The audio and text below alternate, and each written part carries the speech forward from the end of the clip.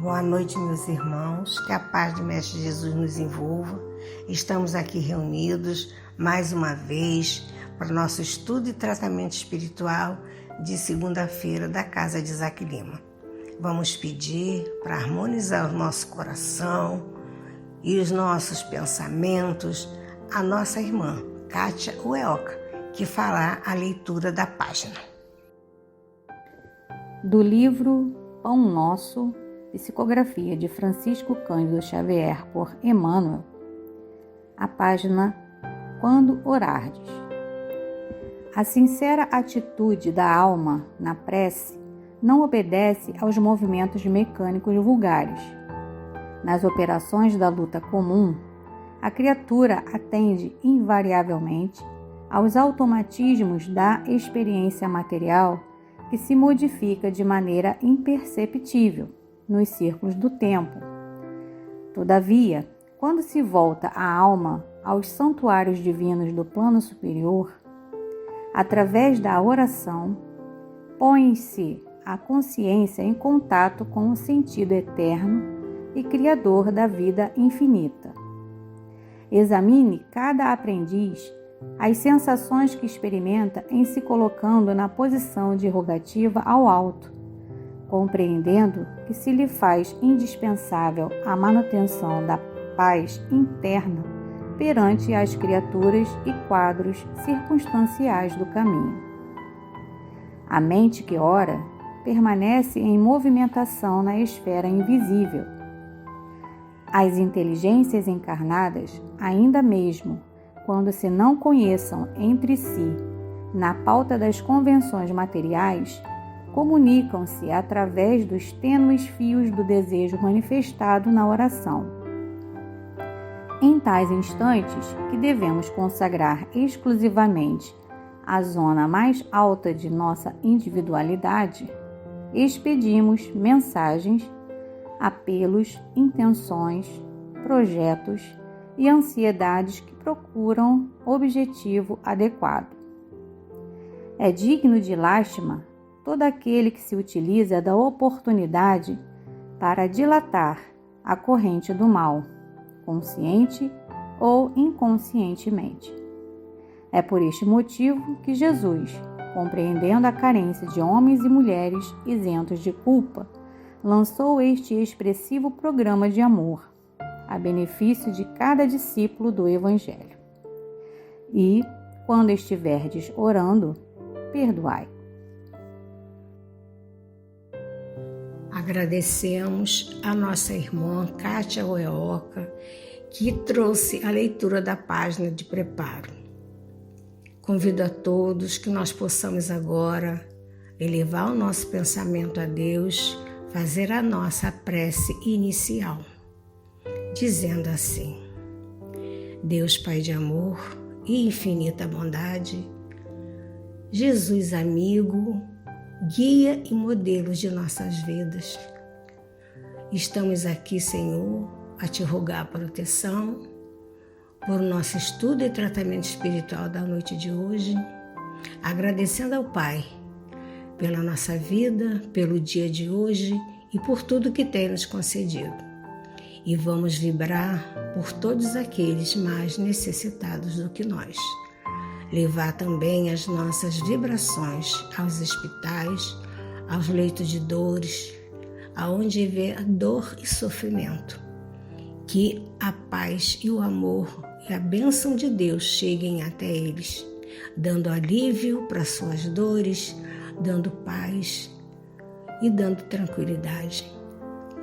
Vamos continuar com as nossas vibrações por nossos irmãozinhos de rua, também pelos órfãos de pais vivos, também pelos órfãos de pais desencarnados, pelos abrigos, pelos asilos, pelos cárceres e onde houver dor e sofrimento, aos nossos amigos do plano espiritual, desencarnados, que eles possam receber tudo aquilo que ele necessita.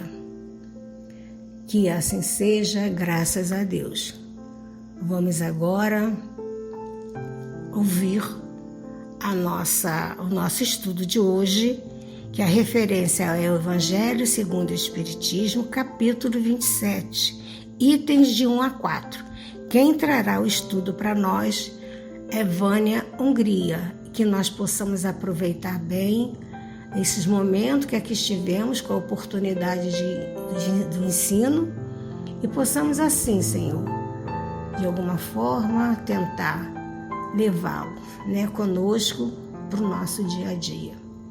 Que os amigos espirituais e benfeitores, coordenadores desse trabalho, possam ampará-la, seu mentor e seu anjo da guarda, para que ela traga para nós um ótimo estudo.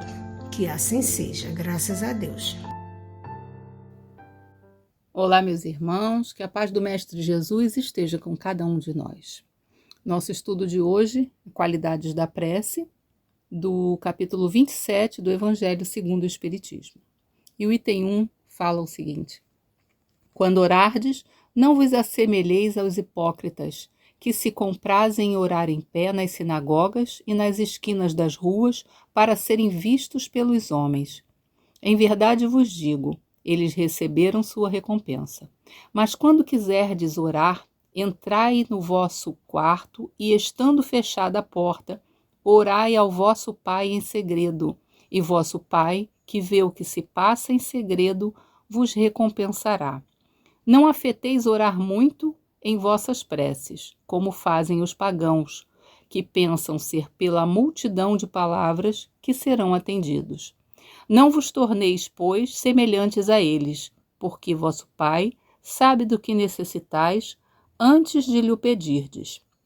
Anotou Mateus, capítulo 6, versículos de 5 a 8. E Jesus nos chama a atenção para esse tipo de procedimento, da prece, porque na época dele era normal, era comum que as pessoas fizessem as suas preces em público e de pé nas sinagogas. A prece silenciosa, como hoje nós fazemos, não era hábito naquela época. Então Jesus vem nos mostrar uma nova forma de orar. Uma forma simples e que nós não fiquemos também perdidos nas convenções exteriores, achando que temos que fazer para o outro ver. Pelo contrário, nossos pensamentos e sentimentos devem ser voltados a Deus. Ele fala também da prece longa, com muitas palavras, com um vocabulário rebuscado. Também não é necessário isso, o mais simples possível, até para que nós consigamos entender o significado daquilo que estamos colocando para nós mesmos junto a Deus. E ele continua no item 3, numa anotação de Lucas, que fala que 2 homens subiram ao templo a fim de orar. Então, quando ele fala que subiram ao templo, é que eles foram para Jerusalém, não que o templo ficasse num local alto, mas aqui era entendido não a forma geográfica, o local, mas como sendo um local de alta espiritualidade. Então, sempre que se ia ao templo, se subia ao templo. E quando se voltava do templo, mesmo que fosse para um local geograficamente mais alto que o templo, se descia do templo. Só para a gente ter essa ideia da espiritualidade da época, o que os templos significavam. Então, 2 homens subiram ao templo a fim de orar, era um fariseu e o outro publicano. O fariseu, quando em pé, orava assim consigo mesmo: meu Deus, eu vos rendo graças porque não sou como os outros homens que são ladrões, injustos e adúlteros, nem mesmo como esse publicano. Jejuo 2 vezes por semana e dou o dízimo de tudo o que possuo. Então vamos lembrar que nessa época as pessoas não só oravam de pé nas sinagogas, como também em voz alta. Então o fariseu que estava ali, ele estava rezando, fazendo a prece dele de alto, em voz alta, e E o publicano, que estava ali também para fazer a sua prece, ele estava ouvindo. Então o publicano, ele, ao contrário do fariseu, ele não questiona isso, mas ele mantém-se distante. Ele não ousava sequer erguer os olhos ao céu, mas batia no peito dizendo: meu Deus, tende piedade de mim, que sou pecador. E o evangelista continua a descrição: eu vos declaro que este, o publicano, retornou entre os seus justificado, e não outro, o fariseu. Porque todo aquele que se eleva será humilhado, e todo aquele que se humilha será exaltado. Enquanto o fariseu tinha uma visão equivocada da oração, ele usava a oração para se enaltecer diante dos outros homens e para pôr abaixo dele aqueles com quem ele não concordava, que no caso aqui era o publicano. E o publicano faz exatamente o inverso, ele se coloca como aprendiz, como um homem falho, como necessitado de amparo de Deus. Então ele saiu dali muito mais ligado a Deus, ele saiu dali exaltado, ele saiu dali mais aliviado, porque ele pede ajuda e ele se coloca diante do Criador de forma humilde, enquanto o fariseu só foi exaltar o seu orgulho diante de Deus. O que Jesus vem nos ensinar sobre a prece, em todas as passagens bíblicas que Jesus ora, é que a prece é incompatível com o julgamento, com a raiva, com a vingança. A prece é um momento de comunhão, então devemos ter sempre pensamentos bons nesse momento. No Livro dos Espíritos, na questão 670, Kardec pergunta aos espíritos: a prece torna melhor o homem? E os espíritos respondem: sim, porquanto aquele que ora com fervor e confiança se faz mais forte contra as tentações do mal, e Deus lhe envia bons espíritos para assisti-lo. E aí ele continua perguntando: como é que certas pessoas que oram muito são, não obstante, de mau caráter, ciosas, invejosas, impertinentes, carentes de benevolência e de indulgência e até, algumas vezes, viciosas? E os espíritos respondem: o essencial não é orar muito, mas orar bem. Essas pessoas supõem que todo o mérito está na longura da prece e fecham os olhos para os seus próprios defeitos. Fazem da prece uma ocupação, um emprego do tempo, nunca, porém, um estudo de si mesmas. A ineficácia em tais casos não é do remédio, sim da maneira por que o aplicam. Então, quando o fariseu usa o tempo dele de oração para se comparar ao publicano e se fazer melhor do que o publicano, ele está fazendo exatamente isso, ele está perdendo o tempo dele da prece. Porque a prece sem ação, ela é inútil. E a primeira ação que nós devemos empreender quando fazemos uma prece é rever as nossas próprias atitudes, é avaliar os nossos sentimentos, é olhar para nós mesmos, como diz a resposta dos Espíritos no Livro dos Espíritos. Não adianta pedirmos somente, porque Deus não fará o que é de nossa responsabilidade. Ele nos mostrará os meios de nós conseguirmos. Tudo na criação funciona desse jeito. Porque Deus não funciona como nós, que somos homens, que somos passionais, que agimos por impulso, por instinto, muitas vezes ainda. Deus não é um homem, Deus não tem olhos, não tem ouvidos, não tem mãos. Deus é uma força criadora, uma força imensa que nós não conseguimos compreender, na qual nós estamos imersos. Então, o que sentimos, o que pensamos, o que nós desejamos, quem nós somos, quem nós achamos que somos, está em Deus. Deus está em nós e nós estamos junto a Ele.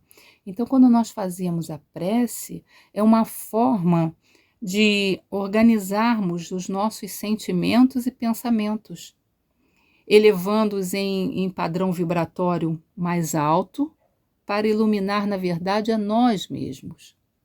É isso que nós estamos fazendo, nos unindo ao Criador para nos iluminar, para termos ideias melhores, sentimentos melhores, atitudes melhores, para captarmos essa energia criadora que vem de Deus. E esse momento é um momento especial, seja ele onde for, em pé, nas sinagogas, como faziam, né, nos templos, dentro da nossa casa, dentro da condução, no nosso trabalho, andando na rua.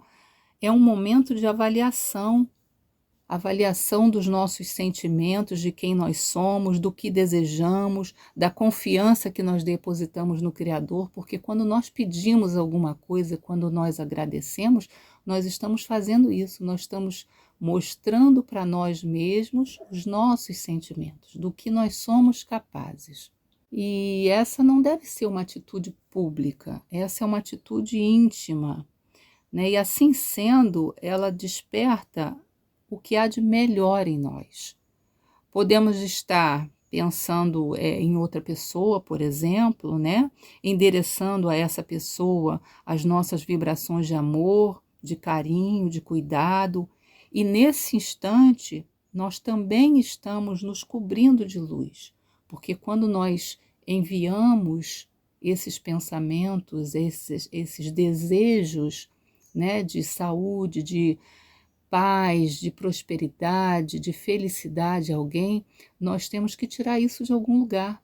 E nós recebemos isso do Criador, recebemos e retransmitimos. Por isso, o Evangelho segundo o Espiritismo e toda a obra de Allan Kardec nos diz que nós somos co-criadores, porque nós somos capazes de canalizar essa energia e transmitir aos nossos irmãos. Então, aí também está a importância de nós sabermos a qualidade da nossa prece, o que nós estamos imprimindo à nossa prece. Eu assisti recentemente uma palestra do Divaldo Pereira Franco, falando do seu estado de saúde, né? Ele está bastante debilitado, já com muita idade, muito trabalho, e de como as preces que são endereçadas a ele, eles chegam a ele em forma de luz esverdeada. Ele percebe isso, e essas preces, essa luz que chega a ele, leva alívio ao corpo cansado já, ao corpo doente. Olha que coisa bonita. Pessoas anônimas que ele não sabe quem são nem onde estão, mas enviam a ele essas vibrações de amor, esse desejo de que ele esteja em equilíbrio, esteja bem, e chegam a ele em forma de luz. Nós podemos não ter essa capacidade de visualizar, né, essa luz que nos chega, o bem que nós emitimos também, ou que recebemos de outras pessoas, mas quantos relatos nos incentivam a fazê-lo? Porque nós sabemos que acontece. Pensar num amigo, pensar num inimigo que seja, que se ache nosso inimigo, e fazer uma prece. E nós sabemos que isso surte um bom resultado, porque se vem do coração, nós emitimos energias benéficas, emitimos luz, e a luz ilumina a nós também. Não tenhamos dúvidas de que nós somos sempre atendidos. Muitas vezes, porém, nós pedimos a cura, né? A cura de nós mesmos, ou de um amigo, de um ente querido, um familiar. E é exatamente isso, nós devemos pedir mesmo, devemos pedir porque somos atendidos. Deus nos atende na medida do necessário para a nossa evolução, para a nossa e para os nossos entes queridos. Se temos fé, nós sabemos que o que nós receberemos será o melhor para nós ou para o outro. Será na medida das nossas necessidades, do nosso merecimento. Tem uma história muito interessante do Chico Xavier, que um dia ele recebeu uma mãezinha que tinha um filho com os braços atrofiados, né, retorcidos, tendo aí uma deficiência grave, impossibilitando a utilização dos braços, né? Ele havia recebido um laudo, essa criança, um laudo médico, onde seria necessário a amputação das 2 pernas. Então, essa mãe se desesperou, porque o filho já não tinha os braços e ainda teria que amputar as 2 pernas. E ela foi procurar o Chico e pedir ajuda a ele. O Chico, comovido com a dor daquela mãe, ele recorre a Emmanuel para lhe pedir um conselho, né, para saber se ele podia fazer alguma coisa. E aí Emmanuel diz a ele que vai buscar informações junto aos benfeitores espirituais daquele irmão. Emmanuel, um tempinho depois, retorna com o seguinte esclarecimento, que conversou com os benfeitores, né, que apoiam a encarnação daquela criança e de sua família, e que as pernas do menino precisariam ser amputadas, porque era um espírito que ele já vinha se suicidando há várias existências.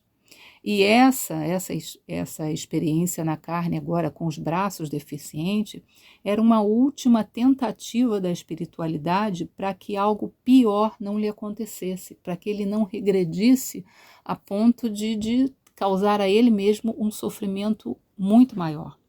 E os benfeitores dessa criança explicaram para Emmanuel que mesmo com as deformidades já existentes no corpo, com toda a dificuldade, ele planejava usar as pernas como instrumento de autodestruição, se atirando nos trilhos do trem, para mais uma vez dar fim à vida do corpo.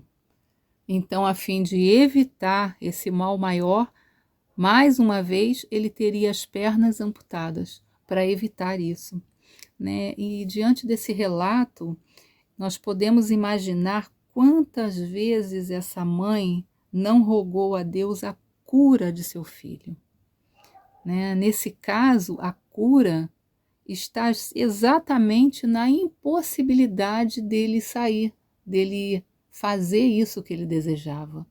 Ela pode ter pedido a cura para que ele fosse um menino normal, uma criança, um adolescente normal, mas a cura era para o espírito.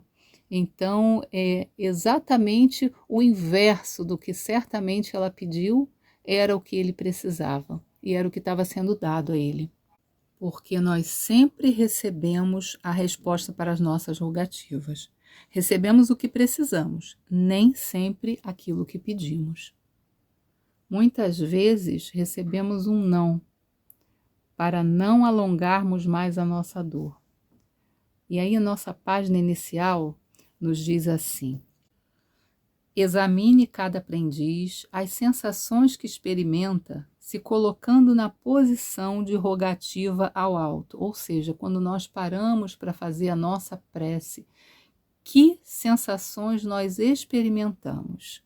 Nós fazemos de forma mecânica, nós repetimos frases feitas, ou nós relaxamos, acalmamos a nossa respiração, nos distanciamos das coisas que estão acontecendo ao nosso redor e nos colocamos em sintonia com Deus. E o texto continua: compreendendo que se lhe faz indispensável a manutenção da paz interna perante as criaturas e quadros circunstanciais do caminho. É aquilo que o Evangelho também diz. Nós temos que ficar em paz, temos que perdoar. Não tem como fazer uma prece com raiva, não tem como fazer uma prece para nós ou para outra pessoa sentindo mágoa, com orgulho inflado, preocupado com alguma coisa.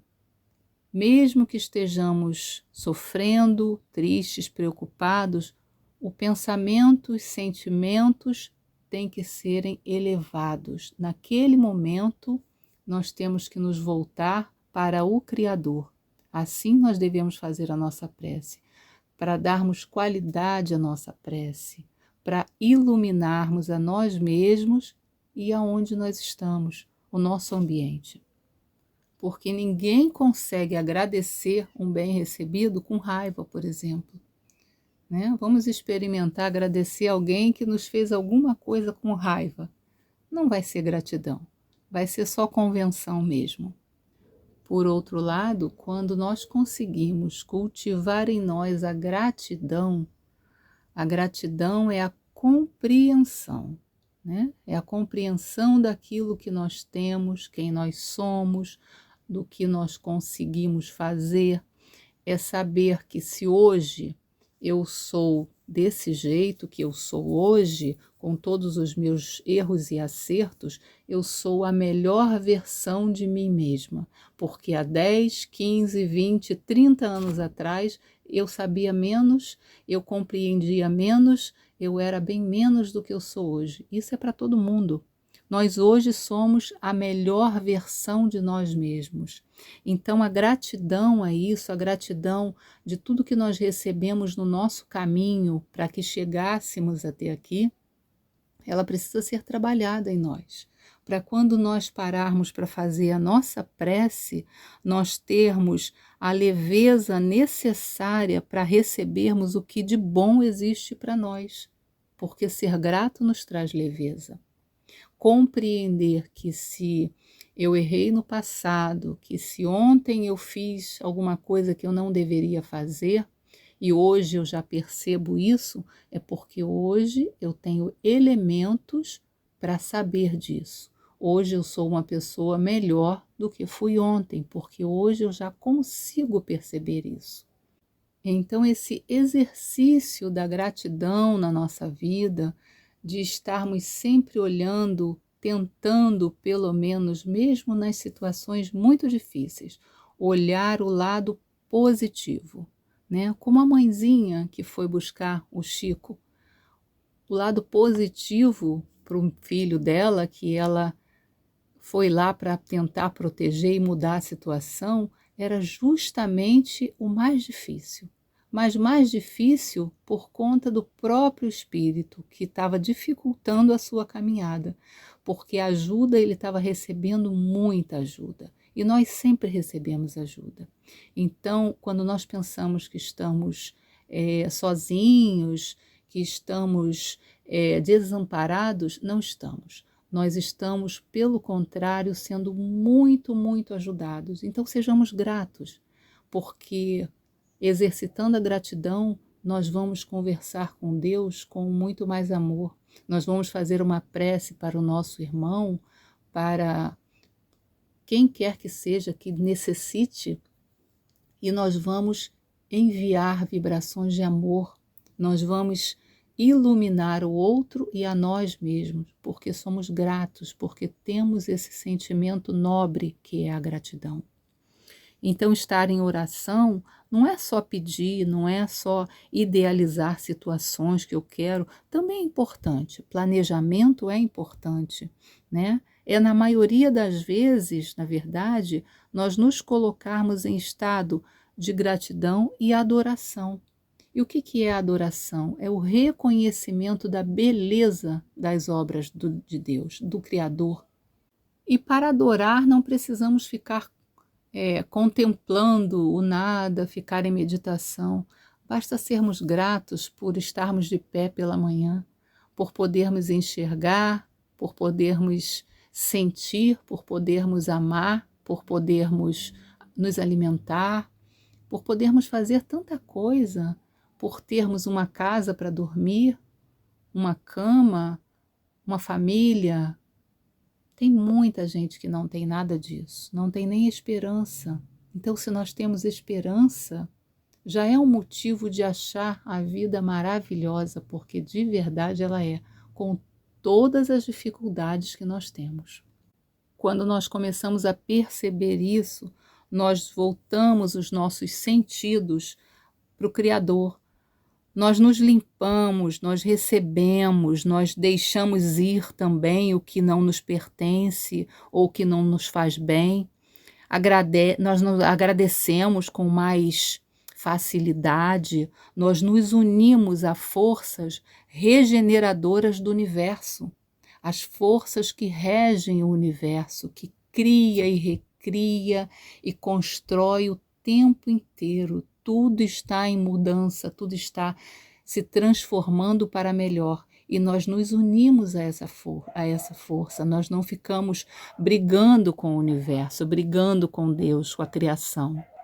Na verdade, quando nós aprendemos a orar com qualidade, nós entramos em comunhão com Deus, nós nos unimos ao Criador. Ou melhor, nós nos percebemos fazendo parte da criação, sendo parte importante da criação de Deus, porque muitas vezes nós esquecemos disso. Então, meus irmãos, quando formos orar, que seja sempre, que seja muitas vezes por dia, mas a oração do coração é olhar para a água que nós temos e agradecer. Isso é uma oração. É olhar para o céu sem bombas, né? Sem mísseis e agradecer. E pedir a Deus por nossos irmãos que estão em países em guerra, que não têm paz. Isso é uma prece com qualidade.